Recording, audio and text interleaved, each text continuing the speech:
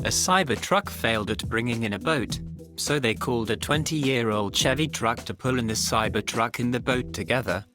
At first the Cybertruck tried to pull the bow out of the water, but it was struggling for grip and was not able to move the bow.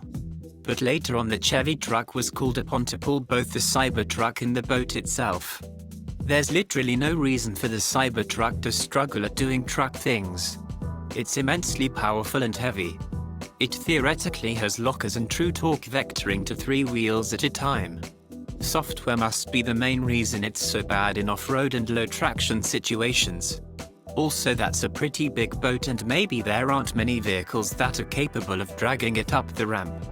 But it's possible that what we have here is a Cybertruck owner stupid enough to try it on his own, and that would be par for the course.